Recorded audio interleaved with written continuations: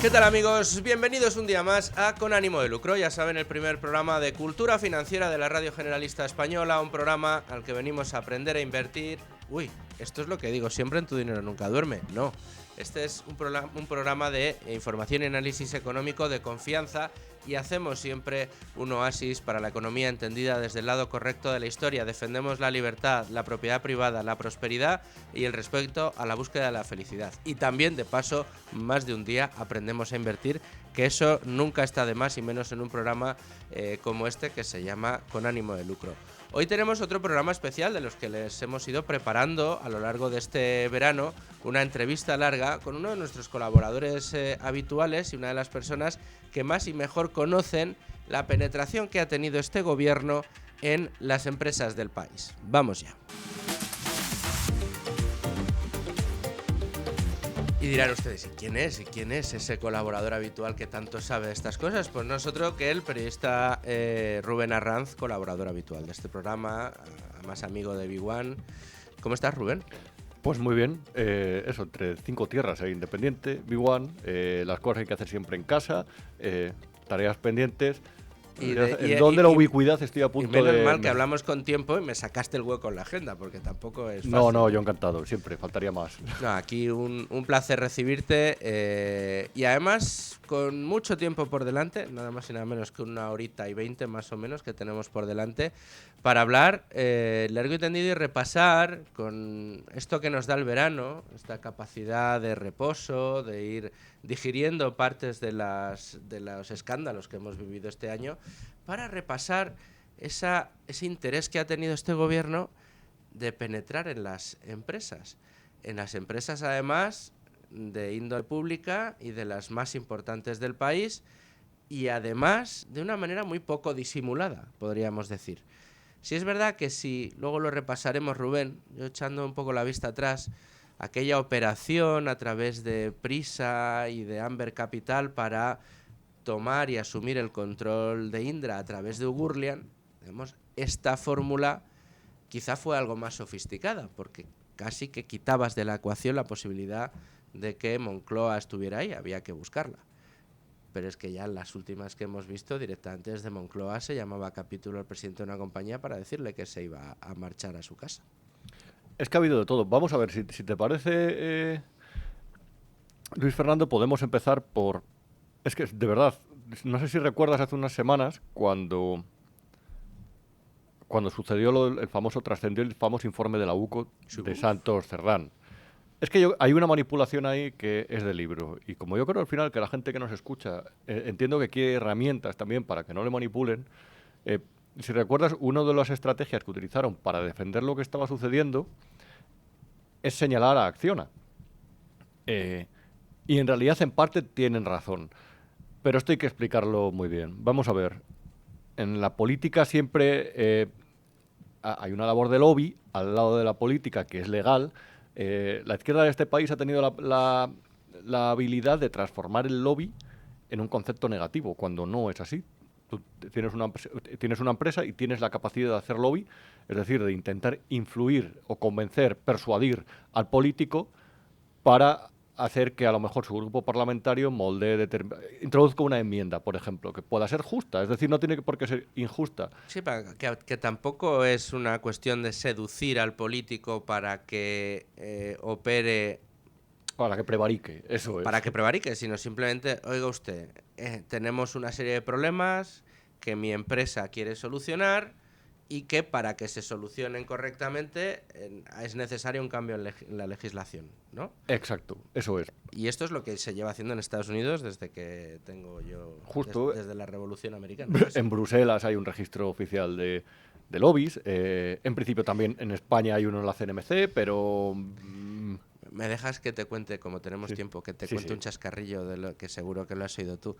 A mí lo de los lobbies en Bruselas me hace mucha gracia, porque los propios eurodiputados, a los grupos lobistas, a quienes reciben todas las semanas con agenda cerrada, no se les llama empresas, sino clientes. ¿Este es cliente tuyo o este es cliente tuyo? Yo recuerdo hablar con alguno y dice, no, sí, ese es cliente mío. Ah, no, ese era cliente de otro, de Menganito, de tal. Y tú decías, pero ¿cómo que clientes? Ya, bueno. En algunos casos que se están investigando sí que se puede hablar de clientes, clientela, sí. El caso es que luego eso es legal y eso es muy importante explicarlo porque a lo mejor hay gente que lo sabe y a lo mejor hay gente que no. Yo lo digo por dar un poco algunas pastillas contra la manipulación. Pero luego hay una labor que es ilegal, que es la de prebendas, viajes, sobornos, etcétera, etcétera, etcétera. Entonces sí, en este caso, en el informe de la UCO se recogen presuntos, todo presunto, aquí todavía no hay nadie juzgado ni nadie culpable, presuntos sobornos de Acciona a determinados miembros de esa trama de Santos Cerdán por, por participar o por quedarse con determinadas obras públicas. Pero claro, hay un intento de poner el foco exclusivamente sobre Acciona, sobre la empresa, sobre lo que el AUCO señala el agente corruptor. Pero tu labor como político, es decir, tu función como político es no caer ante esa tentación. Siempre va a haber alguien que por el método legal, que es el del lobby, que es el del ilegal, o el ilegal, que es el de los sobornos, va a intentar persuadir para que tú cambies determinadas decisiones. Hay un ejemplo muy claro, que seguramente la gente lo vea más claro, que es el de la famosa petrolera venezolana, que intentó o que ofreció, según dijo Coldo, sobornos de 500.000 euros al mes a los políticos, simplemente al mes. Eso es ilegal, pero ahora bien, la gran culpa de todo esto, hay una culpa repartida, la de la empresa que intenta medrar o conseguir contratos públicos a partir de determinados sobornos, pero también está la del político que no tiene que dejarse llevar por esas cosas. Eso es muy importante y eso es especialmente relevante, porque si hay algo que hizo la izquierda aquellas semanas es poner solamente el foco sobre las empresas, cuando realmente al final en la responsabilidad del político está el rechazar todo ese tipo de maniobras. En la responsabilidad del político también está una cosa que es fundamental, que es lo que hace cuando da la obra pública a cambio del soborno a la empresa que le ha dado el soborno. Es la de no creer que el Estado es suyo. Y claro, ahí enlazamos con el tema que me habías propuesto para el programa de hoy. Los gobiernos, básicamente, y sería injusto culpar solamente a este gobierno de esto, porque ha sucedido durante toda la historia, han considerado que el sector público es suyo. Y no es verdad. Es que no es verdad. Es que así como hay una división de poderes, ejecutivo, legislativo, judicial, hay un Estado que debería, en principio, caminar aparte. Ellos lo gestionan, pero el Estado no es suyo. Gestionar no es apropiarse. Gestionar no es, cuando yo llego al poder, cambio a todos los presidentes de las empresas públicas. Porque luego eso se puede pervertir. Y se pervierte de la forma, por ejemplo, que vimos también en aquel informe. Oye, mira a ver que está Nicoleta, que es una prostituta a la que estos recurrían, presuntamente, que es que se va a ir a vivir a Alicante porque no todo el mundo sirve para estar haciendo eso toda la vida y mira a ver si me echas una mano y le buscas un espacio en una empresa pública. ¿Por qué sucede eso? Porque al frente de las empresas públicas no hay profesionales, hay amiguetes. Porque si hay un profesional y le dices, oye, es que es un caso tan evidente que se entiende muy bien, y le dices, oye, mira, que es que esta amiga, que además es prostituta, que está con, además es que, mira, pues hemos cogido confianza y no tiene trabajo y está en un apuro, métela en la empresa pública. Si tú eres un profesional, vas a la comisaría directamente a denunciar esa práctica. Entonces, a partir de ahí, se pervierten todas las estructuras del Estado. Y ha pasado una cosa muy curiosa, porque esto son pequeñas anécdotas. Ha pasado una cosa muy curiosa históricamente. Cuando hay un cambio de gobierno, generalmente lo que pasa es que en la cúpula de esas empresas públicas hay un barrido. Pero es que a la vez, para garantizar determinada estabilidad, se entrega a los sindicatos en los medios públicos las redacciones y las empresas públicas el control de los centros de trabajo. Y se ha dejado medrar a esas fuerzas sindicales de tal forma que hay sindicatos que muchas empresas públicas, y cualquiera que lo esté escuchando lo va a saber interpretar, manejan las bolsas de trabajo. Los sindicatos tiran para sus propios intereses, para ganar las propias elecciones sindicales. Claro. No buscan que esa empresa funcione mejor. Entonces, a partir de ahí encontramos un sector público compuesto por cientos de empresas. Tú un día hacías creo que dirías 3.000 empresas. Sí, una sí, cosa sí. controlado por gente que está viviendo muy bien a costa de los impuestos de los demás y apropiándose de empresas que deberían prestar un servicio público. Eso es. Y que están con el erario público, con nuestros salarios, pagando cada vez más puestos de trabajo. Y además, ¿qué hace una empresa, Rubén? ¿Una empresa cómo nace? Una empresa privada. Pues un emprendedor, un empresario o alguien que tiene esa vocación de repente descubre que hay una ineficiencia en el mercado, que hay una necesidad que tiene cada vez más gente y que no está siendo resuelta. Se le ocurre la manera de resolverla y pone en marcha una empresa y empieza a resolver un problema. Al final, lo que hace el sector privado es tratar de resolver los problemas que se van planteando en la sociedad.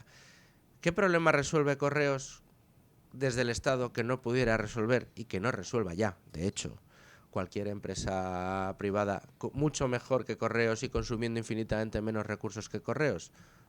Cualquiera de sus competidores. Paradores. ¿Qué necesidad hay de que paradores, además con los precios que tienen ya algunos paradores, no pueda prestarse ese servicio por parte de una empresa privada? ¿Qué hace Traxatec? ¿Qué hace Ineco? ¿Qué hace Unesa? ¿Por qué tiene que ser el Estado el que preste ese servicio? Pero te digo más, y yo creo que aquí está la raíz del problema que estás planteando y que me parece además muy necesario plantear y que la gente lo conozca desde el inicio, porque al final es el germen que produce toda la corrupción que hemos estado viendo y que nos ha marcado la actualidad en todo este arranque de verano, y cuando ya los sofocos venían, además de por el calor, por las titulares y la vergüenza que estábamos viviendo, ¿no? Claro, cuando el Estado, mejor dicho, el gobierno que debe administrar el Estado, es el que decide quién puede hacer negocio, quién puede utilizar un suelo o no para construir, quién puede ejercer en un determinado sector, quién necesita una licencia o no necesita una licencia para funcionar, quién puede abrir un bar aquí o lo tiene que abrir allí. Desde el momento en que el Estado se arroga el monopolio de otorgar ese tipo de licencias para que se produzcan negocios, la corrupción nace. Porque evidentemente el empresario va a decir, yo la única manera que tengo de garantizarme que voy a poder construir en el sitio en el que quiero construir es garantizarme que el concejal de turno, el administrador de turno, me va a dar esa licencia para poder construir. Si liberalizásemos todas esas cosas, si le quitáramos al Estado el monopolio del permiso para generar riqueza, para generar actividad, acabábamos de raíz con la construcción. ¿Qué pasa? Que también acabaríamos con el enriquecimiento ilícito de aquellos que quieren acceder al poder. No, pero, mira, hay un buen ejemplo ahí. Surge lo del informe de la UCO. Presionan Acciona. Unos días después, vía programa de Gran Wyoming, que hablaba de las constructoras que son las responsables de la gran corrupción de este país. Bueno, claro. Ya están sentando una vez más las bases para que el próximo desarrollo inmobiliario que se pueda producir, por ejemplo, liberalizando el mercado, ya esté contaminado por un discurso que señala a las constructoras. No. Es verdad que constructoras... de hecho, hay varias cuestiones que... ¿Por qué negarlo? De las grandes empresas de servicios, infraestructuras, muchas han estado en corruptelas. Es que es muy evidente. Pero porque es intrínseco. Claro, porque ellos saben que tienen que participar de ese sistema. Es algo muy perverso. Por ejemplo, hay un ejemplo seguro que lo recuerdas. Fue en el año 2018. La CNMC hizo un trabajo extraordinario, la autoridad de competencia, en el que descubrió que los trabajos, que el milagro del AVE no había sido tal, porque los trabajos en las obras de electrificación de la vía se había conformado un cártel de empresas que daban en un hotel de Plaza de Castilla y se repartía las licitaciones. Decía, tú tienes que pujar aquí esto, pero ten cuidado, no presentes una oferta temeraria porque nos pillan. Y a lo mejor si tú presentas una oferta temeraria y te excluyen, a mí no me dan el contrato. Ellos se lo repartían perfectamente. Habían amañado, creo, contratos por 800 millones de euros, 700 y pico, 788, algo así era el dato. Y había muchas, no las voy a nombrar, pero están ahí. Cualquiera las puede buscar perfectamente. Claro, colaboran en un sistema que es perverso. Dicho esto, el problema es la perversión del sistema. Es decir, el problema... hay una cuestión que a mí me da la sensación de que cuando escucho a la gente de izquierda hablar, está absolutamente equivocada sobre el pensamiento liberal. El pensamiento liberal no es que a usted le quiten un médico. Es decir, el pensamiento, un liberal cree en la existencia de un Estado que proteja a sus ciudadanos de cierto modo. Es decir, que el señor que no tenga para pagar su médico pueda acceder o a una sanidad pública o a un tipo de seguro público-privado, como por ejemplo el modelo coreano o el japonés, que es muy interesante y además le recomiendo a la gente que lo vea porque se le puede abrir la cabeza, la mente sobre cómo a veces lo público lo que realmente hace, si solamente se permite lo público, es perjudicar la sanidad y el tratamiento de las personas y encarecerlo. Pero hay determinadas cosas. Es decir, usted si quiere explotar una mina, evidentemente usted va a tener que cumplir una serie de condiciones. Pero fíjese usted las condiciones. No lo deje tan discrecional o tan arbitrario, porque entonces ahí es donde hay focos para la corrupción. De hecho, fíjate, es curioso, la famosa trama Coldo, estaban hablando de un empresario de minas que aquí tenía no sé qué historias y después se fue a Guinea. Todo absolutamente turbio. Una persona de pensamiento liberal evidentemente no quiere simplemente que haya aquí unos, ¿cómo eran los Black Hawk, estos estadounidenses? Sí. Vale, apostamos porque haya una policía que proteja a los ciudadanos, proteja las fronteras para que de repente no nos invadan los franceses otra vez, o marroquíes o Portugal, y eso evidentemente exige una contribución. Pero yo creo que más allá de la perspectiva liberal lo que dice es, oiga, vamos a medir en lo que se gasta y vamos a medir la burocracia porque la burocracia generalmente genera corrupción. Y la corrupción está engrasada con dinero público. No está engrasada con los bolsillos de los políticos ni de las constructoras. No. Eso se engrasa con dinero público. Y eso surge de un Estado que se va inflando con redes clientelares, con determinadas telas de araña de las que es difícil salir y en las que al final el tipo de la empresa sabe a quién tiene que untar para que le den esa licitación porque su empresa tiene que sobrevivir. Eso hace que quien no quiera entrar en ese sistema se largue. Por lo tanto, y eso hace también que al final determinadas cuestiones funcionen mucho peor, determinados mercados funcionen de una forma terrible y eso genera cuellos de botella, eso genera encarecimiento, eso genera una distorsión del mercado que hace que los buenos generalmente no quieran estar. Hay un ejemplo que es el postal. Hace no mucho, te cuento un ejemplo personal. Tenía que mandar un documento a la otra punta del mundo. A la última empresa que se me ocurrió ir es a Correos. ¿Por qué? Porque quería que llegara ese documento. Claro. ¿Para qué sirve Correos? Para colocar Para nada. amiguetes. Nada. Entiendo que tú tengas que tener una entidad gestora de las minas. Porque tú necesitas dar los permisos para que esas minas, es decir, una oficina, para que esas minas se exploten y para que cumplan determinados permisos, pues por ejemplo, si hay un pueblo al lado de una mina, para que no se muera el personal intoxicado. Pero no tiene que haber una empresa pública de recogida de residuos, de minas, no. Lo que tienes que hacer es regular ese mercado y tienes que hacer que haya una competencia sana en ese mercado y eso no sucede en infinidad de niveles y eso hace que quien mande tenga un poder enorme sobre sectores en los que ni siquiera debería estar presente. Eso es así y desde el punto de vista, yo creo que teórico, vamos, es inapelable. Lo que estamos planteando es el origen mismo del por qué vivimos en España estos grandes problemas de corrupción, que no son únicos de España. Cualquier país donde el socialismo haya extendido sus ramas de la manera que lo ha hecho en España, como pasó en la Argentina de Kirchner, ya ni te cuento en Venezuela, en este tipo de estados, estas corruptelas se dan. Y en todos los sectores regulados de todos los países del mundo donde hay sectores regulados, estas corruptelas se dan, porque entre otras cosas es el problema, claro. En el momento en que hay una persona que decide quién hace negocio, ahí es donde empezamos a tener una serie de problemas importantes. Pero es que en España, pese a existir esta realidad, lo que sí que habíamos estado viviendo desde la transición hasta ahora había sido una progresión a lo largo de los años y de las décadas en la que el Estado iba sacando sus manos. Recordemos que con Franco todo era socialismo y los medios de producción estaban en manos del Estado. Pero desde la transición hasta ahora, pues poco a poco ese proceso ha ido haciendo que el Estado vaya sacando cada vez más sus manos de determinados entes públicos, de determinados entes, de determinadas empresas, y haya ido desregulando en ese sentido. Recordamos cómo fue la privatización de Telefónica, la privatización de Endesa, la privatización de tantas empresas que estaban siendo controladas por el Estado. Y ese proceso no ha terminado hasta ahora. O sea, es que hasta la llegada de Sánchez no se ha producido una reversión en esa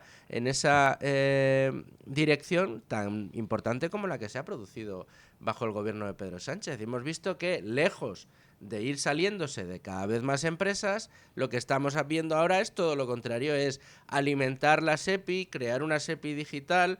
Ahora se habla de un banco público en Cataluña, auspiciado por el Banco de España también, que lo que quieren es volver a controlar Telefónica, volver a controlar Indra, volver a controlar absolutamente todo. Y si pueden los medios de comunicación también. Es que hay un ejemplo que es el de Telefónica. A mí no deja de sorprenderme. Vamos a analizar lo que ha pasado en el último año y medio en ese sentido. Creo que era en septiembre de 2023 cuando nos enteramos que la Saudi Telecom anuncia que ha comprado el 9% en 9,99% en opciones de acciones de Telefónica, que posteriormente anunció que iba a convertir. Juraría que era un 4,5 Eso sí. y luego el 5,5 en opciones. Exacto, muy bien, O sea, sí el señor. 4,5 en acciones de verdad, Sí. que era el mínimo, o sea, el máximo posible sin tener que comunicar nada, y luego en instrumentos financieros el 5,5. Eso, además necesitaba el visto bueno de Moncloa porque cabe recordar que en España no opera desde 2020 el libre mercado, porque en empresas que pertenecen a sectores estratégicos es Moncloa la que tiene que dar el visto bueno a todas las operaciones, porque hay empresas estratégicas que están protegidas por un real decreto de la pandemia que nunca jamás se ha revertido. Sí. Ante el absoluto pasmo de la oposición, que yo creo que a lo mejor si llega al gobierno aspira a mantener, cosa que es terrible, porque al final es alterar completamente el libre mercado. Ujú. A partir de ahí, anuncia el gobierno que en diciembre, yo creo que fue, su intención de que SEPI compre acciones de Telefónica. En unos meses se hace con el 10%. 2.300 millones de euros aproximadamente se gasta solamente con la excusa de que, como entran por aquí los árabes, el gobierno no quiere dejar que tengan una posición de dominio en Telefónica, como por ejemplo se presupuso en Vodafone, que luego realmente no fue así. Y de hecho en Telefónica tampoco han dicho esta boca es mía de momento. Pero esa fue la excusa que utilizaron. El casus belli fue, los árabes han entrado aquí, no sabemos lo que pasa, que eso jamás me lo he creído, y tenemos que comprar acciones. A partir de ahí, en septiembre, es que esto es antes de la llegada, de la salida de Álvarez Payete. En septiembre de 2024 pasa algo que ahí, mira, por ejemplo, el PP lo hizo bien porque hizo varias preguntas en el Congreso muy precisas. De repente, Antonio Hernando, que estaba de lobista por Huawei en Acento, y sabes que Huawei ha tenido una especie de oasis en España, porque al contrario que en Alemania, en Francia o en Reino Unido, por ejemplo, no se ha vetado la tecnología de Huawei en España, al contrario que en esos países, porque sabes que hay reticencias a que esa empresa, controlada de facto por el gobierno chino, se cuele en las redes de telecomunicaciones europeas por cuestiones de espionaje, seguridad, tráfico de datos, etcétera, etcétera, etcétera. Antonio Hernando estaba haciendo lobby para Acento, la consultora de Pepe Blanco, en Bruselas. De repente se marcha de la compañía, en la que también está trabajando su mujer en ese momento, y le hacen secretario de Estado de Telecomunicaciones. De Telecomunicaciones. No le pusieron de Seguridad Ciudadana ni ningún otro cargo. Telecomunicaciones. Ya sabemos realmente cuáles esos movimientos que, por cierto, en Estados Unidos han generado preocupación, como cualquiera con el que hables de la embajada te puede decir, los movimientos de España hacia China, ya no solamente del propio Sánchez, sino también del propio Zapatero. Veremos a ver en los próximos meses lo que pasa con eso, por cierto. Y ponen a Antonio Hernando, que estaba haciendo lobby de verdad, o sea, lo reitero porque es una cosa escandalosa. Condiciona la política de telecomunicaciones poniendo a un evidente defensor en su día de Huawei haciendo lobby, cosa legal, por cierto, reitero, en Bruselas. A la mujer de Álvarez, a la novia de Álvarez, que había sido vicepresidenta de Huawei en España, le habían situado unos meses antes de consejera de Hispasat, que es una empresa que tiene, desde el punto de vista de las comunicaciones y militar, una importancia muy relevante en España. Absolutamente. El gobierno haciendo guiños a China. Bueno, y dándole el poder a sus amiguetes. A sus amiguetes. Es que es todo tan sorprendente. Yo no sé cómo esto... Vamos a escándalo diario, pero es verdad que las corruptelas llaman mucho más la atención, pero esto es escandaloso, absolutamente escandaloso. Sí, no, que a lo visto a Huawei, después además de conocer las relaciones de Zapatero con China, con Huawei, como Zapatero ha sido uno de los principales lobistas a través de... ¿Cómo se llama la empresa esta de su socio? Ay, se me ha ido. Ahora Thinking Heads, creo. Sí, la de Daniel Abreu Rubio. o algo así, sí. No recuerdo. Bueno, ahora lo buscamos para dar el dato más más en concreto, pero ha estado haciendo lobby, ha estado trayendo, además impulsado directamente por Zapatero. Todos conocemos, aparte de un programa extraordinario que tienes tú hecho, cuáles han sido los favores que le ha hecho a sus propias hijas Zapatero gracias a su lobby en China. Bueno, pues coloca a Antonio Hernando, que es el que ha estado aquí defendiendo los intereses de Huawei, nada más y nada menos que como secretario de Estado de Comunicación. Es que es impresionante. Y lo de las hijas es que es verdad. Es que uno de sus clientes es Huawei. Es que de verdad, o sea, es un... todo apesta tanto, todo apesta tanto. Pero es que pasan unos meses y ya de repente se les mete entre ceja y ceja cargarse a Álvarez Pallete. Porque ya han tomado el control de Telefónica y quieren quitarse obstáculos de en medio. Y llega un día de enero y no le destituye Pedro Sánchez. O sea, él no está en Moncloa cuando le llaman. Está Manolo de la Rocha y Ángel Simón. Ángel Simón ya en su día entregado a la causa. De hecho, por eso luego le cesan en Caixa. Entregado a la causa socialista. Y le dicen que ya no nos sirves. Y se lo cargan. Y ya está. Y curiosamente Payete dice, bueno, pues vale. Pues me voy, claro. Y entienden también que al ver que es la que se le venía encima, yo, vamos, si hubiera sido él, hubiera prestado batalla. En plan de, mira, me vais a pagar 30 millones de euros o 23 millones de euros por la indemnización, el fondo de pensiones que me voy a llevar. No os preocupéis, que me voy a ir de aquí de verdad. Dando batalla, como Scarface, con la metralleta puesta. Se lo cargan. A los pocos días nombran vicepresidente de la compañía al que había metido de consejero, que es Carlos Ocaña, que casualmente publicó un libro sobre el tema exacto del que versa la tesis de Pedro Sánchez. Había sido jefe de gabinete, si no me equivoco, de Miguel Sebastián cuando estaba en el gobierno de Zapatero.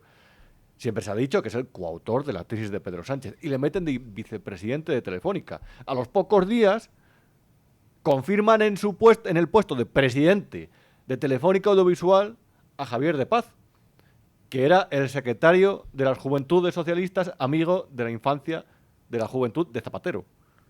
A los pocos días contratan para el director de ficción de Movistar al que era el socio de Contreras en la coproductora de José Miguel Contreras. Meten al hijo de Cándido Conde Pumpido a hacer lobby. Se han zampado la compañía, pero es que el presidente, que es Marc Murtra, viene de Indra, donde evidentemente Murtra había contribuido dentro de la maniobra de sus accionistas a cargarse a los consejeros independientes de Indra en el verano de 2022. En ese asalto con nocturnidad y alevosía que se produjo en la compañía, sí. Es que esa es otra. Con ayuda de Gurlian, que luego ya le ha salido rana al señor Sánchez. Claro, ¿por qué? Pues porque cuando accedes a hacer lo que te pide el jefe autoritario, a lo mejor estás vendiendo tu alma al jefe autoritario. Y el jefe autoritario, cuando no le des la razón en un pequeño punto, va a ir a por ti. Pero es que eso pasa en cualquier compañía. Eso le pasaba a Antonio Alcántara, el de Cuéntame, con su jefe. Es un ejemplo perfecto. De verdad, vas a vender tu alma, te va a pedir de todo. Y le pidió un canal de televisión que le pagara prisa. Un canal a mayor gloria del líder. Sí. De un líder que está fuera de sí. El famoso Telepedro, como decías tú en tus crónicas. Exacto, sí. Lo de Indra fue escandaloso. Lo de Indra es que ya se nos ha olvidado. Llega un verano. Habían estado... el Consejo de Ministros había aprobado en febrero de aquel año crecer hasta el 25% de Indra. Y a partir de ahí eso ya fue una declaración de intenciones. Los consejeros independientes se negaban a dar a Marc Murtra al Poder Ejecutivo porque querían que el Consejo siguiera siendo independiente de las decisiones de Moncloa. Entonces hacen una cosa, vale, nos cargamos a los consejeros independientes, llega verano, hacen una maniobra con los vascos de Sapalpalencia y con Amber y Capital. Con Amber Capital, que había entrado en Indra hace unas semanas atrás, por cierto, una inversión que le ha salido relativamente bien de momento. Y se cargan a los consejeros independientes. Llega Rodrigo Buenaventura... Con la SEPI. Con la SEPI, eso es. Llega Rodrigo Buenaventura a la CNMV. En una rueda de prensa o comparecencia le pregunta a los medios, esto es escandaloso, dice, bueno, hemos puesto todos los mecanismos a disposición de este caso, lo vamos a analizar y vamos a tomar todas las medidas que correspondan. El 23 de diciembre, después de la lotería, el día después de la lotería, la gente ya no está pendiente de nada. Está pendiente de irse a la cena familiar. Sí. Hay un consejo de administración de la CNMV. Lo resuelven en 5 minutos a mano alzada, con un comunicado en el que reconocen que ha habido movimientos extraños ahí, que a lo mejor ha habido acción concertada de accionistas, cosa que es absolutamente ilegal, porque se carga los intereses de los pequeños accionistas y dicen, pero bueno, no vamos a sancionar a nadie. Punto. Es absolutamente, de verdad, escandaloso. Es un Se nos ha escándalo. olvidado porque aquí se sobreponen los escándalos, pero es escandaloso. 6 meses para un informe en el que tienen que... Pues, cuando estaba, claro, que yo recuerdo perfectamente, me imagino que tú harías lo mismo, en aquellas fechas llamando a la CNMV diciendo, oiga usted, pero ya tienen el informe, ya han analizado.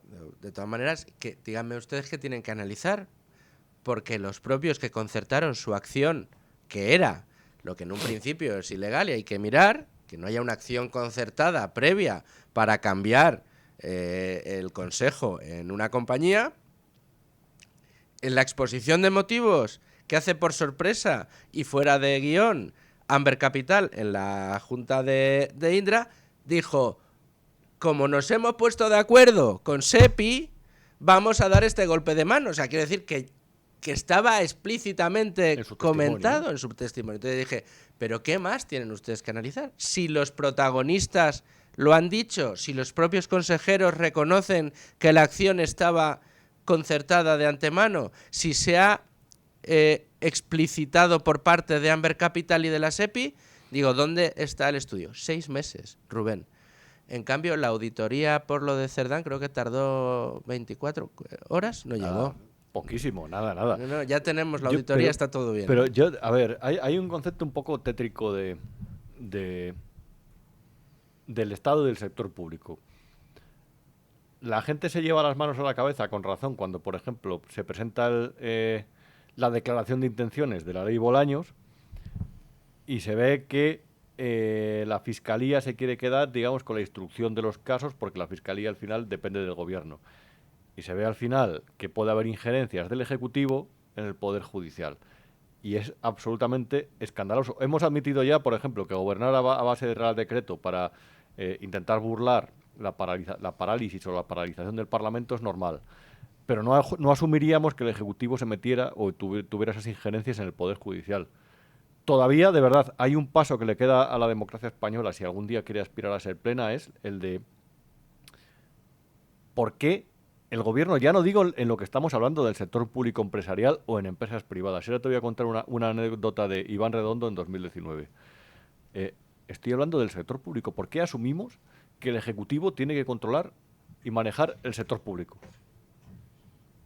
Es antidemocrático. Sí, es sí. antidemocrático, así, de golpe. Es decir, el sector público lo tiene que controlar las dinámicas del mercado, porque el sector público compite en determinados mercados. Es que hasta la sanidad compite en un mercado, en realidad.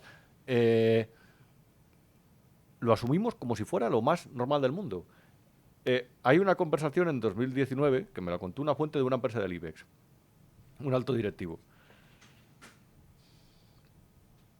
Hablaba Iván Redondo, que es ideólogo todavía, de un plan, decía, es que nosotros no solamente aspiramos a controlar lo público o lo público-privado, sino que a lo mejor nuestra influencia debería también estar en las empresas. Porque si queremos un proyecto de país compacto, es necesario que determinadas empresas remen en la misma dirección que el gobierno. Nosotros indiquemos. Entonces, claro, al final eso se ha traducido en consejeros de empresas que pertenecieron al Partido Socialista. No voy a decir que dentro del partido de la oposición no se haya hecho, porque se ha hecho y en empresas privadas también. Pero esta gente lo tenía claro desde el primer día lo que tenía que hacer y poco a poco lo ha ido moldeando. Y eso crea un Estado socialista. Absolutamente. De todas maneras, fíjate, quiero introducir un tema en el que yo tampoco tengo una postura muy clara, pero sí creo que puede ser un matiz debatible, a cuenta de los consejeros que provienen de estructuras políticas que han gobernado y que terminan llegando con cargo de consejeros a determinadas compañías privadas. Claro, una cosa es que tú coloques a un peón de tu partido en los consejos de administración de determinadas empresas en los que quieres influir, y otra cosa es que altos cargos en determinados sectores dentro de una estructura pública de un gobierno, es decir, pues un secretario de Estado, un director general de una determinado área, termine siendo una persona que una vez sale de la política sea útil para determinados consejos de administración. Quiero decir, no es lo mismo contratar al que ha sido director general de industria durante muchos años en una administración que ha tenido un papel relevante en el desarrollo industrial de un país, una vez termina su periodo, su etapa como político en la administración, sale al sector privado y hay una compañía industrial que dice, oiga usted, pues a mí este perfil me interesa mucho por los contactos internacionales que tiene, por la entrada que tienen determinados, en fin, por el conocimiento que tiene el sector de las empresas. Yo puedo llegar a entender que desde el punto de vista profesional una compañía diga, yo a ese le quiero en mi consejo porque me viene muy bien. Pero creo que es bueno distinguir ambas cosas. O sea, no es lo mismo que una compañía diga, yo quiero fichar como consejero a este perfil que a mí me puede venir muy bien, que yo voy a fichar a este consejero que me está diciendo tal partido porque a mí me va a venir muy bien porque estoy congraciado con el gobierno y además el gobierno ha colocado ahí, o el partido ha colocado ahí, a un peón que va a hacer que esa empresa reme en su propia dirección. Son dos fórmulas diferentes de verlo. No, y además estoy completamente de acuerdo con todas porque son dos mundos diferentes. Otra cosa lo que pasa es que, claro, son líneas rojas que se pisan. Otra cosa es lo que sucede, y es otra de las cosas por las que creo que cualquiera que necesite una cosa importante no se va a poner en manos de empresas de SEPI, en servicios que ofrecen, porque al final el sistema es muy perverso. Yo te pongo el ejemplo de Miguel Sebastián, por ejemplo, que ha sido consejero de Indra. Además que va como de profesor ahora, una especie de sabio. Sí, sí. Pues mire usted. Usted es consejero de Indra. Usted, cuando tomaron el control de Indra, lo único que hizo es levantar la mano en favor de SEPI. Usted no está haciendo de técnico aquí, está haciendo de político. Santos Cerdán, en el famoso informe de la UCO que salió a mediados de junio, le pedía al jefe, por favor, que le contratara en Indra. Y que el 80% del sueldo lo podría donar al partido. ¿Cómo puede ser una persona del perfil de Santos Cerdán? Se lo rechazaron, por fortuna, consejera de Indra. ¿Qué sabe ese señor de defensa o de tecnología? Lo que van allí es para, cuando la SEPI diga así, levanto la mano y me llevo mi sueldo. Y eso es escandaloso. Y me lleva a la siguiente pregunta. Porque es verdad, en empresas privadas, si tú ves a alguien que ha formado parte, ha sido un secretario de Estado muy potente, que tiene contactos, evidentemente cuando termine el plazo que marca la ley de incompatibilidades, tú lo vas a intentar fichar para tu empresa porque consideras que ha sido bueno. Otra cosa es que lo hagas como favor político, pero eso son dos cosas diferentes. Pero una empresa pública o pública-privada, que es yo creo donde está el meollo de la vergüenza. El problema ahora sí. Hombre, tienes que fichar gente competitiva. No puedes fichar auténticos trazas. Porque al final el problema es que en los consejos siempre hace falta gente que te dé puntos de vista diferentes. Que es verdad que hay compañías privadas en las que no pasa, que al final se dejan llevar por las dinámicas del consejero delegado y del presidente, que le tienen como una especie de reina madre y al final acaba condicionando las decisiones por una especie de dinámicas heredadas. Pero en una empresa público-privada tiene que haber cierta profesionalidad, tanto en las comisiones como en el consejo. Exponer diferentes visiones. Si tú estás en Indra y contratas a un economista para que te dé diferentes perspectivas, a lo mejor quizás, de cómo ven los mercados internacionales, la evolución geopolítica. Pero el problema es que eso en España no pasa muchas veces y se pone gente que simplemente levante la mano cuando la tiene que levantar. Y eso explica el mal funcionamiento. No, y que se pagan favores. O sea, quiero decir, si lo que pasó con Escrivá fue que quería ser gobernador del Banco de España, pero de repente se encuentra de ministro. Pero era un ministerio que le gustaba, pero a medias. Él aspiraba a ser ministro de Economía. Y cuando se producen los cambios, no le nombran ministro de Economía y le dan como consolación el Banco de España.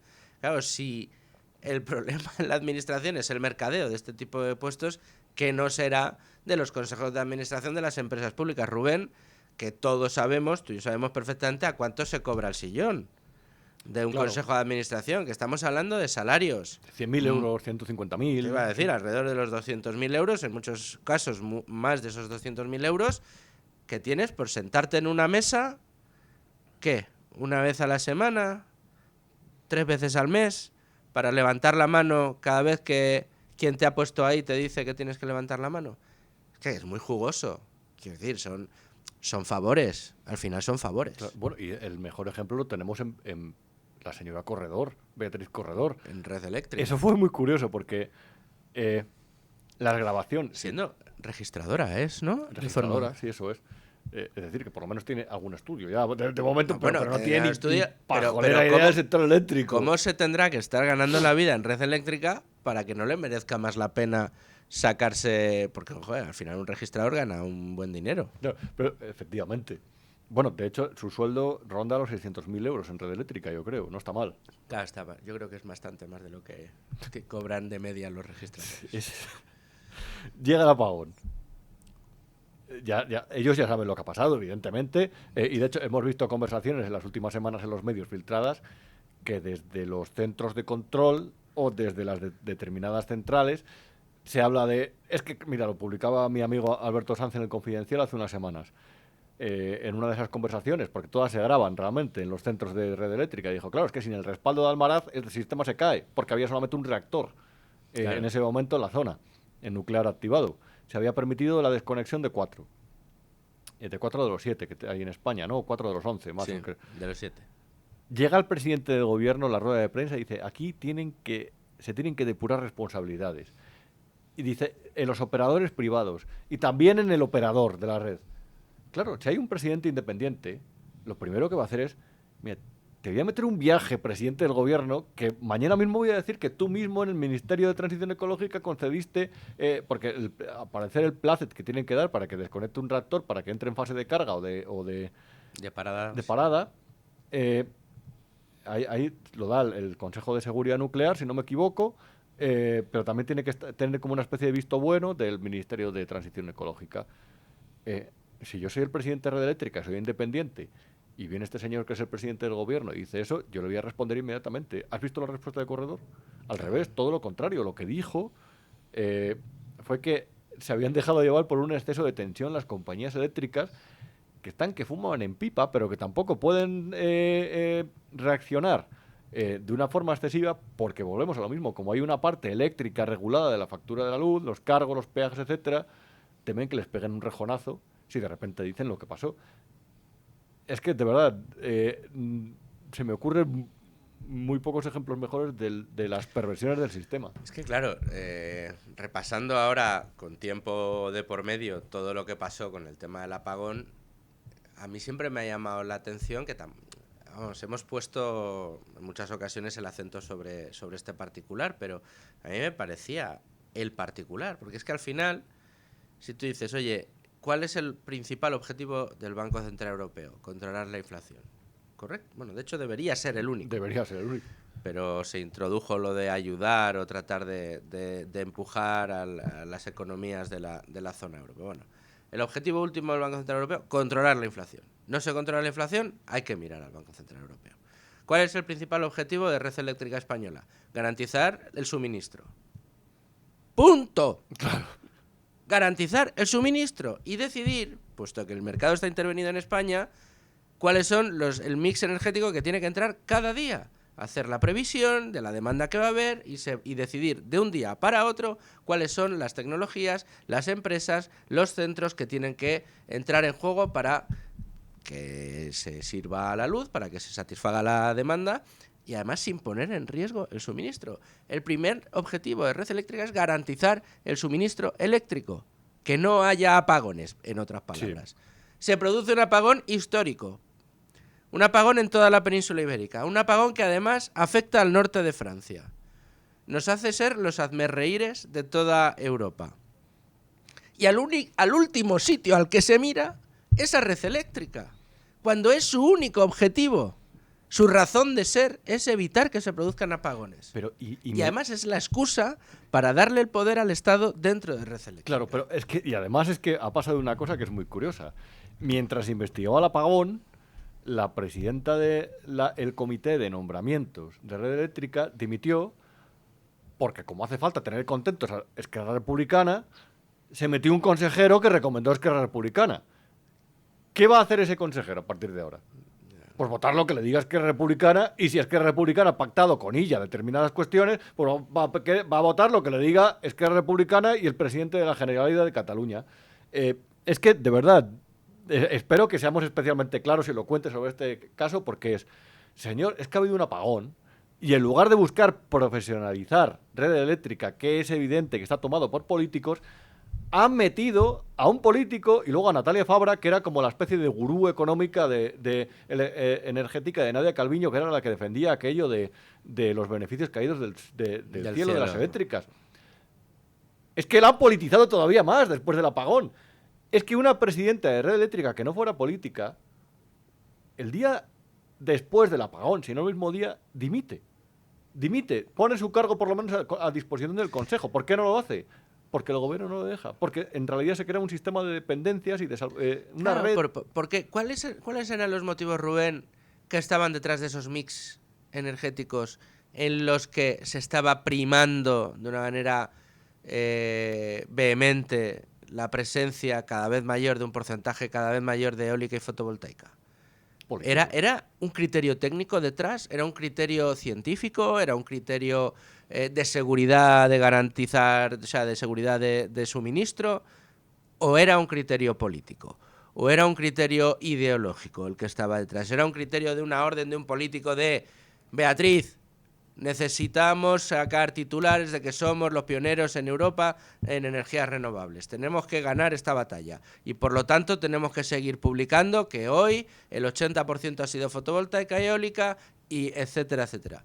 Y ahí tuvimos varios días y varios titulares. Y acuérdate. Los expertos suyos ya estaban hablando de qué maravilla. Los informes que hemos conocido, en esos informes se decía, no, por aquí no, nos la estamos jugando, no se nos ha ido la luz de milagro, esto es peligroso, esto genera mucha inestabilidad en el sistema, estamos jugándonos el apagón. Coño, se produce el apagón. Claro, dices tú, oye, pues tú eres independiente o eres del sector privado, no tienes nada, no le debes nada al gobierno, sales en Red Eléctrica al día siguiente, cuentas todo lo que ha pasado y dices, y puesto que era mi responsabilidad garantizar el sistema y no he podido cumplir con esta responsabilidad, pongo mi cargo a disposición. Pero aquí, ¿qué están haciendo? Cubriéndose el muerto el uno al otro y queriendo echarle toda la culpa al sector privado. Claro, y sobre todo que hay una cosa que les delata. Y es que a partir del día siguiente se garantizó que en el mix energético hubiera más energía de respaldo. Todo esto no teníamos ni pajolera idea. Yo no tenía ni pajolera idea de esto. Pero yo fíjate, vengo de... Mi padre es ingeniero, participó en la construcción de Almaraz, precisamente, de Valdecaballeros hasta que la cerraron y luego del Cogas. Quiero decir que de esto algo sé, o de algo de esto he oído hablar en casa, pero esto de la sincronía o asincronía de las energías tampoco lo sabía y nos hemos enterado todos. Hemos hablado con expertos y todos los especialistas coinciden casualmente. De verdad que no hace falta investigar más, que mira a partir del día siguiente cómo se garantizó más energía de respaldo. Y reitero, si es que esto no es estar en contra de las renovables, está bien, son una alternativa y a lo mejor es una energía con un potencial real que por supuesto no hay que descartar, sería completamente fundamentalista descartarlo, pero es que es igual de fundamentalista emprender la contra nuclear en un momento, por ejemplo, entre que tanto Francia como Alemania, como de diferentes países de la Unión Europea ya están explorando todavía la construcción de más centrales nucleares porque consideran que es ahora una energía verde, una energía no verde pero sí limpia. Y aquí esta gente fue a contracorriente porque quería vender lo contrario. Cuando Pedro Sánchez habla de los famosos lobbies oscuros que van contra él, a lo mejor tenemos que empezar a pensar que él está también actuando para determinados lobbies oscuros. Puestos a conspirar, ¿por qué hace eso realmente? ¿Por qué lo hace? Y luego, sobre todo, con la explicación que dieron el primer ministro de Portugal, antes de que Pedro Sánchez llegara a hablar, saliera a hablar el día del apagón, a las 3 de la tarde, salió el primer ministro de Portugal, ya tenía claro lo que había pasado. Aquí se nos dijo que se iba a tardar 6 meses. Bueno, que se iba a tardar 6 meses y yo recuerdo a la señora Gessen en esa misma declaración diciendo si es que algún día terminamos sabiendo lo que ha pasado. O sea, no descartaba que nunca se dieran explicaciones de lo que realmente sucedió, aunque, como tú bien dices, gracias a que hemos estado hablando con científicos, con técnicos y hemos terminado descubriendo los informes que estaban advirtiendo de qué era lo que iba a pasar, como aquella declaración abracadabrante el día siguiente de Beatriz Corredor diciendo todavía no sabemos lo que va a pasar, pero tranquilos que hemos tomado las medidas para que no vuelva a pasar. Entonces, ¿sabemos o no sabemos lo que ha pasado? Es acojonante. O sea, es increíble. Los episodios que nos ha hecho vivir este gobierno A mí no se me ocurren tantos en tan poco tiempo, en otros gobiernos anteriores. Mira que Zapatero nos dio, con las brotes verdes, la crisis, aquel debate que ganó Solbes sobre el papel, pero que en realidad se demostró al poco tiempo que todo lo que había hecho era mentira y que Pizarro era el que había puesto las cosas en La su venta sitio. teledirigida de Endesa, así es que hubo... La OPA Endesa, el asalto al BBVA, quiero decir, todo. Javier Ruiz, fíjate, la triangulación perturbadora entre Arenillas, Javier Ruiz y la CNMV, Sí. y la Oficina Económica de Moncloa y Miguel Sebastián en la Oficina Económica de Moncloa, y ahora esa triangulación perturbadora tiene un programa especial en Televisión Española, mayor gloria a Pedro Sánchez. La Telepedro que no pudieron en Prisa la metieron en Televisión Española. Es increíble. Eso es increíble. O sea, el ejemplo de... Pero reitero, o sea, simplemente por fijar el concepto, porque de verdad creo que con esto tendríamos que hacer pancartas y ponernos en la Plaza Mayor 1 hora al día. A lo mejor tú de 2 a 3 y yo de 3 a 4. Venga. Si usted considera que los jueces tienen que ser independientes, usted también tiene que saber que las empresas públicas y las público-privadas tienen que ser independientes. Es la misma lógica. Este gobierno no puede entrar ahí, ni este ni el siguiente, porque a lo mejor si usted está de acuerdo con que este gobierno entre, usted va a estar muy fastidiado cuando llegue el siguiente y no le guste. Hágalo aunque sea por las filias y las fobias políticas. Claro. Pero tiene que ser realmente así. Y el ejemplo más palmario es el de 2.200 millones de euros de presupuesto tienen todas las televisiones públicas españolas. Todas son absolutamente prescindibles. Todas se han convertido en herramientas, se han convertido, llevan siéndolo toda la vida, en herramientas del que gobierna. Pero en esta última etapa Radio Televisión Española es lo más escandaloso. Hubo una, lo digo por decir otra de otra administración, que en realidad era del Partido Popular, porque la gente no piense aquí que estamos aquí dejándonos llevar por las manías. La famosa Castilla-La Mancha Televisión de Villa y demás era una cosa también obscena.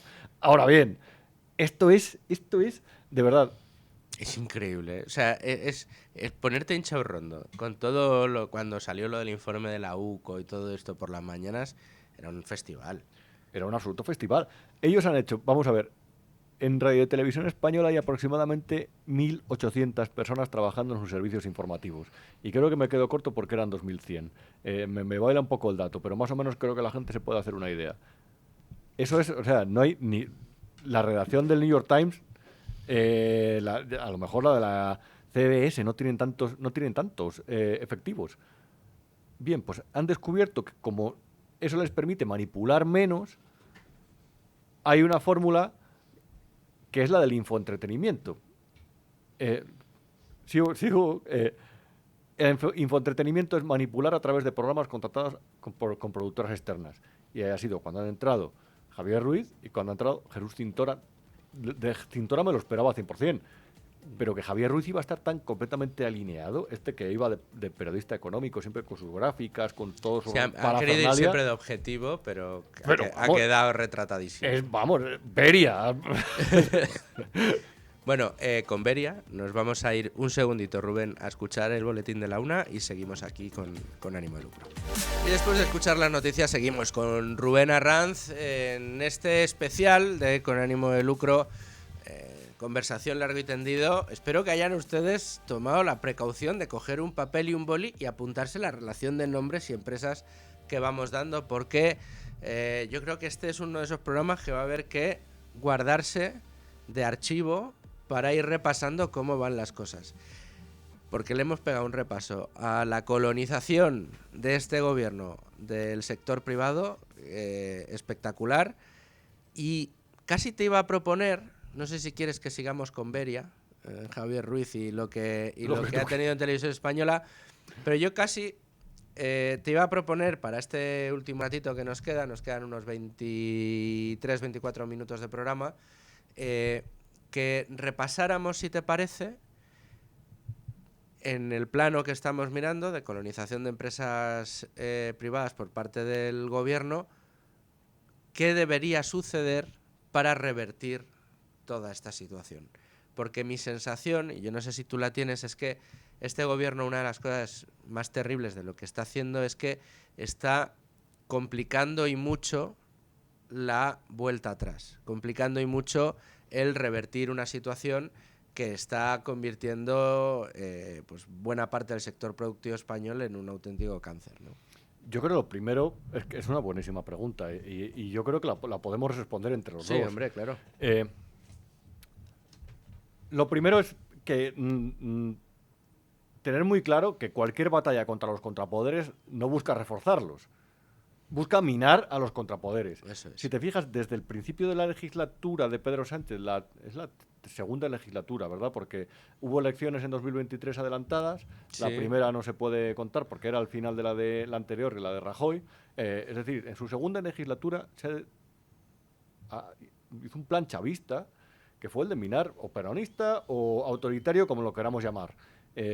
O fascista, vamos a llamarlo, porque realmente También. al final actúan igual. La estatalización de las economías es sinónimo de fascismo. Sí. Lo digo porque ellos van en contra de eso, se supone, y practican lo mismo. Sí, no, son las ideologías que se tocan. Cualquier batalla contra los contrapoderes es errónea. Y dentro de los contrapoderes está el Estado también. Es que eso es muy importante, transmitirlo. El Estado es un contrapoder del Ejecutivo, siempre. El Estado, de hecho, es el principal contrapoder del Ejecutivo. Hacienda es una parte del Estado.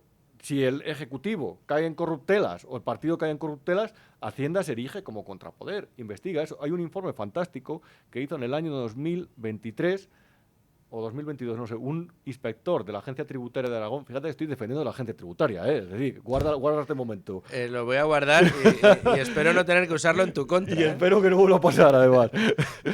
Hizo un informe sobre el porqué detrás de la empresa de las mascarillas, que se llevó 54 millones de euros del Ministerio de Ábalos, del de Grande Marlaska, de las administraciones de Armengol y del ministro canario, estaba Víctor Aldama. Era un informe estupendo. Eso es una forma de luchar contra la corrupción. Que haya un técnico que se lo trabaje dentro del Estado y hay que garantizar la independencia de ese técnico para que, aunque ese informe sea un golpe brutal dentro de la línea de flotación del gobierno, ese técnico actúe de forma independiente. Al igual que hay que garantizar que cosas como que los técnicos de Hacienda cobren comisiones por sanciones impuestas, que es absolutamente escandaloso, antidemocrático, bananero, chusco, terrible, que eso tampoco se dé. ¿Por qué? Pues porque eso es muy sencillo de hacer. Si el gobierno de repente quiere gastar más y quiere presionar más a los ciudadanos con normas que rozan la ilegalidad, por no decir que por no la decir que sobrepasan abiertamente, que eso no lo puede hacer. Que el gobierno no pueda mandar inspecciones de Hacienda. En las últimas semanas ha pasado con periodistas. Y hay testimonios y la gente se calla por miedo a los que les han mandado inspecciones de Hacienda casualmente, Casualmente. El Estado siempre tiene que funcionar como... Si el Estado funcionara con independencia y profesionalidad, esas inspecciones no tendrían por qué suponer ningún problema. Correcto. Que yo creo que aquí hay un matiz muy importante. Claro, porque habrá quien diga, joder, los periodistas, pues ¿por qué se quejan? Pues que no hagan nada, si no han hecho nada no les pasará nada. El gran problema que tenemos en España, y que está demostrando este gran despacho que ha entrado aquí en nuestro país para... Bob Amsterdam. Bob Amsterdam y compañía, que no es ningún despacho español, porque ningún despacho español ha querido meterse en esta campaña con él, por miedo a la agencia tributaria precisamente. El gran problema que tenemos en España es que si a ti te vienen con una orden dada o sin orden, una inspección de Hacienda, lo hagas bien o lo hagas mal, sabes que te pueden buscar las cosquillas. 100%. Por dos motivos. Uno, porque no le hace falta motivo. El inspector, como tiene presunción de veracidad, va a tener... O sea, tu presunción de inocencia va a quedar erradicada desde ese mismo momento. En el momento en que un inspector te dice que tú hayas hecho algo mal, aunque no lo hayas hecho, vas a ir para adelante. O pagas la coima que te piden, o vas a tener que soportar un proceso de más de 10 años y que dirima un tribunal después de ese tiempo, además con tus cuentas embargadas, que eso también hay que recordarlo. Pero al inspector no le hace falta que tú hayas hecho nada. Si el inspector quiere fastidiar, si el inspector quiere amenazarte, si el inspector quiere amedrentarte porque quien le manda así lo quiere, pueden hacerlo en España. Y esto hay que decirlo abiertamente. Un inspector no necesita nada para ir contra un contribuyente. Y además que te ponga una multa por algo completamente arbitrario que sabe que no vas a hacer el proceso del Tribunal Económico Administrativo porque te va a costar más caro del importe de la multa. Es decir, vas a pagar una cosa que realmente es una especie de impuesto revolucionario. Sí, es así sí, de triste, es un chantaje, pero sucede así. es un Es un chantaje. chantaje, es escandaloso, va en contra de la libertad. Entonces, más allá de eso, el Estado como principal contrapoder del Ejecutivo. Ese concepto hay que transmitirlo. Y luego hay una cosa yo creo que tiene que haber una especie de revolución liberal, y la revolución liberal no cree en la revolución, eso es fantástico. Aquí no queremos una gran utopía socialista, o una gran utopía fascista, o una gran especie de utopía política, no. Una revolución liberal. Tiene que existir eso en España. Y es fundamental. Y eso no es ultra. Querido votante de izquierdas, que seguramente no escucharás este programa, pero que a lo mejor de repente te llega un corte que alguien saque. La persona liberal no quiere hacerte vivir peor. La persona liberal lo que apuesta es que el Estado no te tiene que comprar las gafas. Lo que apuesta ese liberalismo es porque tú tengas dinero para comprarte las mejores gafas del mercado. Porque tú puedas trabajar de forma competitiva pagando los menores impuestos posibles para que si tú no tienes dinero, porque estás pasando una mala racha, porque hay una cosa que vamos a reconocer, del pico a la marginalidad muchas veces no hay se recorre como cuando se baja en un tobogán, es decir, que todo el mundo le puede pasar. Sí. Que si tú estás en esa situación vas a tener una cierta red, es decir, esto no es la ley de la selva, nadie quiere o casi nadie quiere la ley de la selva, es verdad que los anarcocapitalistas son más radicales. Sí, porque incluso en Claro. ese momento el libre albedrío podría llegar Justo, claro. a crear estructuras para soportar o ayudar a esa gente. Pero no, eso es harina de otro costal. Otro día nos liamos. Exacto, sí.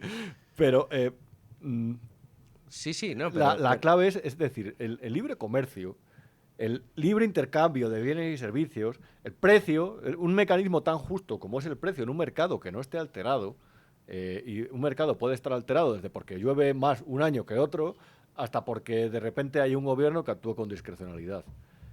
Pero el precio poco a poco es un mecanismo que es justo. Si tú pones un precio muy alto a tu producto, generalmente va a haber uno que, si hay libre competencia, va a poner un precio más ajustado porque lo quiere vender, y poco a poco va a ir bajando hasta que ese negocio sea rentable para ambas partes. A partir del precio, eso lo decía Ancho Bastos un día, dice, a partir del intercambio que se genera mediante los precios, se generan incluso hasta relaciones de amistad, pero la amistad es secundaria. Es decir, no tiene que primar el amiguismo a la hora de establecer los precios. Y eso funciona, porque ha funcionado a lo largo de la historia. Han sido realmente las ideologías, y no señalo solamente la socialista, sino también la fascista, que en realidad encuentran caminos comunes, los que han querido estatalizar todo para establecer un mayor control sobre las relaciones de intercambio de los individuos. ¿Por qué? Porque la política generalmente aspira a tener un papel protagonista, porque la política siempre quiere ser protagonista, y la política simplemente tiene que estar para administrar lo básico, para administrar lo evidente, para legislar y para tomar decisiones que tienen que ver con la posición de España en el contexto internacional político, o para decisiones que tienen que ver con emergencias nacionales o con todo lo relacionado con la rutina del Consejo de Ministros. Y el Estado tiene que moldear, evidentemente, esas decisiones, porque el Estado tiene que ser el que le diga realmente qué se necesita para mantener prosperidad en los negocios que dependen del Estado, para mantener cierta estabilidad en los balances. Y la revolución liberal tiene simplemente que aplicar esa lógica. Aquí nadie quiere imponer nada a nadie. Nadie va a imponer penas de cárcel, o los españoles no van a dejar de llegar a fin de mes, como dijo Pedro Sánchez hace unas semanas. Qué vergüenza. No, es todo lo contrario. Era Perón. Estaba escuchando a Perón. Es Perón. Estaba diciendo, no, si yo me voy, claro, deja de haber paguitas y muchos de ustedes van a dejar de cobrar. Y luego me hizo mucha gracia cuando dijo, aquel día lo repasamos en profundidad durante el programa, vino a decir, sí, que había conseguido durante su mandato disparar el poder adquisitivo de los españoles, cuando en realidad se lo había devuelto a 2008. Según el informe que salió de SADE, porque lo poco que habían subido los salarios durante su mandato se lo había comido la inflación y se lo habían comido los impuestos, que han sido crecientes de una manera brutal durante todo su mandato. Y aún así el poder adquisitivo de la clase media ha caído. No, por eso, a 2008. A 2008. Es que es tremendo, es que es algo... Entonces... No, esa revolución liberal, estoy contigo, debería existir. Y luego hay que recordar, ¿no? Desde el punto de vista teórico, citabas a Bastos, a mí me gusta mucho cómo recuerda dos cosas. Una de Hayek, que es la fatal arrogancia del Estado de pensar que algo que es básico, como no lo administre él, no va a estar bien administrado, Correcto. como si el Estado fuera capaz de administrar bien las cosas. Oiga usted, si lo que toca hace que funcione peor, sea más caro y más ineficiente. Pasa con la sanidad pública. Pensemos cómo funciona un hospital público 100% público o un hospital público que está cedido a gestión privada. Al final son mucho más eficientes en el gasto, en la solución de los problemas, en el servicio de atención al paciente. Pero no, desde el Estado, no. Esto es importante, lo tiene que gestionar el Estado. ¿Que hay un problema de vivienda? Que el Estado intervenga en la vivienda. Sí, los problemas que estamos teniendo es porque cada vez ha intervenido más el Estado sobre la vivienda. Esta es la fatal arrogancia de pensar que todo tiene que pasar por el Estado. Y luego, algo que es un poco más técnico, pero que a mí me gusta mucho, porque al final de todo está en el germen de todos los problemas que da el estatismo, sea fascista o sea comunista, que es el de que el Estado por sí mismo es incapaz de calcular cuánto valen las cosas. Correcto. Porque no es su función. Oiga, usted que hay que prestar un servicio, bueno, pues veamos, pues cuánta gente, pues cuánta más mejor, ¿no? ¿Y qué servicios hay que prestar? Que haya una persona encargada de darle al botón de encendido de las luces y otra que dé al apagado de las luces, porque así tenemos garantizado que las luces se encienden y se apagan en el edificio. Sería absurdo, pero es que la administración pública llega a ese punto. ¿Por qué? Pues porque no se plantea, da igual, que se consumen 2 sueldos para uno encender la luz y otro apagarla. Pues 2 sueldos que se consumen. No existe la posibilidad del cálculo económico de la obtención de beneficios con los recursos económicos. Bueno, un ejemplo muy bueno que es cuando de repente surgió el mantra de que había que construir hospitales. Ah, bueno, claro. Claro, tú te presentas unas elecciones diciendo que hay que construir hospitales y ganas. Claro, ¿verdad? ¿Quién te va a decir que no hace falta hospitales? Y a lo mejor nadie siguió la lógica del mercado de a lo mejor lo que hay que es que reforzar los que hay o simplemente el mero hecho de derivar recursos a la sanidad privada que puede hacer ese servicio porque la sanidad privada está cobrando una factura de todo eso. Y eso que criminalizan es maravilloso, porque eso permite desarrollarse la sanidad privada, ofrecer productos más competitivos a sus clientes y a la vez lo que sirve es para liberar... Descongestionar el público. Hay hospitales de esos que se construyeron que están vacíos. Ah, sí. Pero esos implican unos costes de mantenimiento. Es un consejero delegado de una empresa, no es que le despidan si lo hace. Es que de verdad le falta terreno para correr, de verdad le persiguen. Sí, no vuelve a encontrar trabajo en su vida. Claro, ese es un perfecto ejemplo de lo público, pero hay que ganar las elecciones.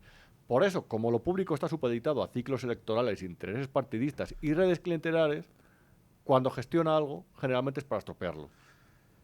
Entonces, Rubén, ¿vamos a ser capaces de dar marcha atrás? O sea, ¿tú crees que tendremos en algún momento algún gobierno que sea capaz de ir deshaciendo todas las estructuras que este gobierno de Sánchez ha ido creando?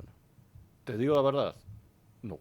No tengo ninguna esperanza. Creo que se tiene que torcer todavía más España. Y creo que no hay ¿tú crees una que nos hace alternativa? falta llegar al punto de la Argentina Premiley para que se produzca esa revolución? Ojalá que no, pero simplemente dame tu opinión. Si no, ¿tú ves que ese punto está cercano? Mira, estamos en verano.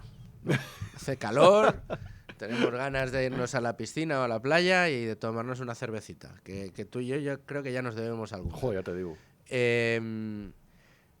Mira, yo tengo la cierta confianza o esperanza, mejor dicho, de que el caso de Argentina sirva de antídoto para España del mismo modo que la existencia de Federico Jiménez Los Santos, o en este caso de Federico Jiménez Los Santos, ha servido de antídoto para que muchos no tengamos que pasar por el comunismo militante para darnos cuenta de que es un desastre, ¿no? Él siempre le dijo, yo ya me vacuné para que muchos de los jóvenes de hoy en día no se tengan que vacunar. Yo lo fui, ¿eh? Yo lo fui. Tú soy de los arrepentidos. Tú fuiste de los que pasó pasó por por ahí. Arrepentidos no, de los que se puso a leer después. Y dije, ¿qué he hecho? Por favor. Claro. No, pues yo leí a tiempo y no llegué a pasar. Sí es verdad que pasé, pues, típica conservador clásico, hasta que igual me puse a leer y dije, joder, qué confundido estabas en tantas cosas, ¿no? Pero tengo la confianza, la esperanza de que el caso Argentina sea lo suficientemente elocuente como para que mucha gente se empiece a dar cuenta de que vamos derechos ahí y que, digamos, frenemos la deriva antes de que sea demasiado tarde, antes de que nos expongamos a unas realidades terribles. Y es verdad que ahí el acelerador, yo creo que el gobierno sí que ha pisado el acelerador en los últimos años y ya empieza a ser muy evidente, ¿no?, que la deriva que llevan es exactamente la misma que Massa y compañía, que entre otras cosas fueron sus candidatos. Mira, es muy curioso lo que... Yo creo que el fenómeno Milei se reivindicará cuando gane las siguientes elecciones. Que es cuando ya el Dios lo peronismo, quiera, ¿eh? que ya es cuando ya el peronismo empezará a ver las orejas al lobo, porque yo creo que ellos están con la esperanza de destruir la legislatura como hicieron con Macri, que en realidad fue por los errores de Macri también. Es que, claro. Claro, y hay una cuestión muy curiosa. Yo recuerdo que a 17, 18 años yo creía en todo esto, y había un grupo de amigos, a los que quiero mucho realmente, pero que siempre han tenido la vida más fácil que la gente que se ha, por ejemplo, que yo, que se ha dedicado a trabajar simplemente por la inexistencia de una red familiar.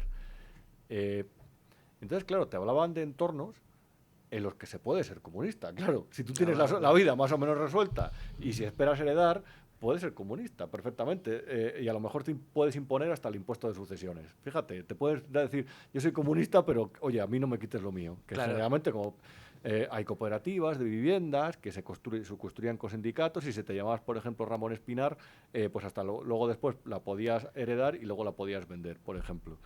Lo digo porque dan ejemplo. Sí, sí, Pero sí. luego la vida te va enseñando que realmente todo eso va... Mira, recuerdo una visita a Cracovia en un coche de la República Democrática Alemana de los años 40, creo. De estos que tenían el motor detrás, una especie de huevo. Y había un barrio que se llamaba Nova Huta allí, que estaba la segunda fábrica de acero más grande de toda la Unión Soviética. Y había una camarera de un bar que era absolutamente antipática, pero hablaba inglés. Y me acuerdo que nos explicaba, iba con un amigo, dice, mira, esta es la avenida principal, aquí había una estatua de Lenin y ahí había una estatua de Prometeo, ya cuando nosotros fuimos. Dice, aquí en la avenida principal vivían los líderes del partido, los jefes de la fábrica. Y en esas casas de ahí, de la otra parte del barrio, que eran las peores, era donde vivían los trabajadores. Entonces el comunismo en realidad es la mejor forma de establecer castas en una sociedad. Nadie vive igual que el políburo y nadie vive Claro. peor que los trabajadores. Eso es. Entonces, claro, se te va cayendo la careta y vas leyendo y al final te das cuenta de que la única ley que es capaz de moldear de una forma más o menos limpia las relaciones entre los individuos es la del mercado, la de la oferta y la demanda, la de la fijación de los precios, la de la libertad para tú vender algo y que el otro te lo compre y el mero hecho de saber que si no te lo compran tú tienes que cambiar algo dentro de tu negocio o dedicarte a otra cosa. Eso es lo que moldea la trayectoria vital de los individuos, más allá de los problemas de siempre, que son los familiares y los personales. Te casas, te divorcias, tus padres de repente los tienes que cuidar cuando son mayores, tienes que pagar las facturas de la casa, tienes que llevar a los hijos al colegio, pero más allá de todo eso, cuando sales de la esfera privada y te metes en la pública, lo que fija las relaciones entre los individuos es el egoísmo y el interés. Y eso generalmente lo regula el mercado. Y a partir de ahí te tienes que ir de un pensamiento comunista, porque si no en realidad te estás siendo especialmente sectario. Es como si te dejas llevar por un pensamiento religioso a la hora de interpretar las relaciones entre los individuos. Pues sabes que te va a llegar a condicionar eso. Pero tienes que saber que es culpa tuya o responsabilidad tuya. Y que si tú actúas de una forma diferente es porque tú crees que es de tu propio interés, pero tú no puedes imponer eso al resto de la sociedad.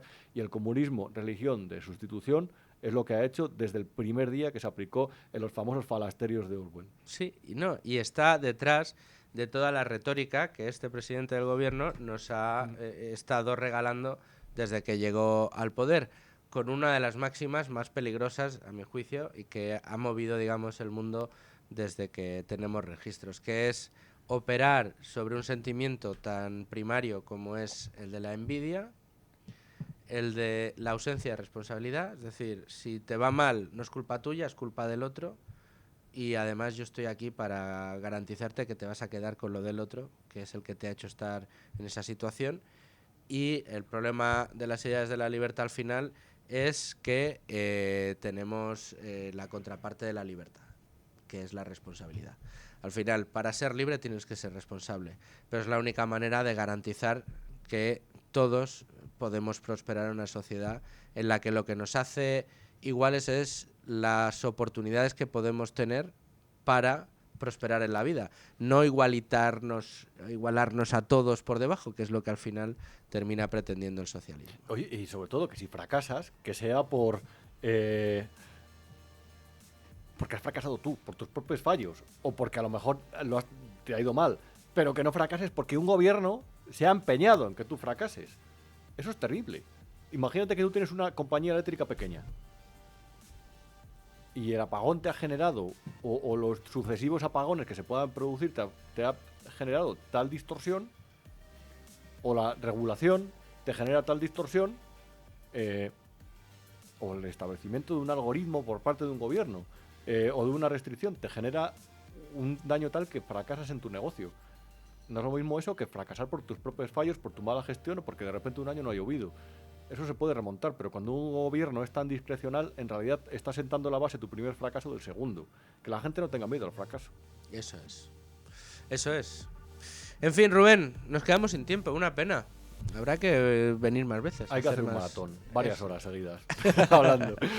Bueno, ya tenemos otros sitios en los que podemos seguir hablando, pero desde luego aquí vas a ser siempre muy bien recibido. Gracias. Y para pasar tan buenos ratos como los que hemos pasado.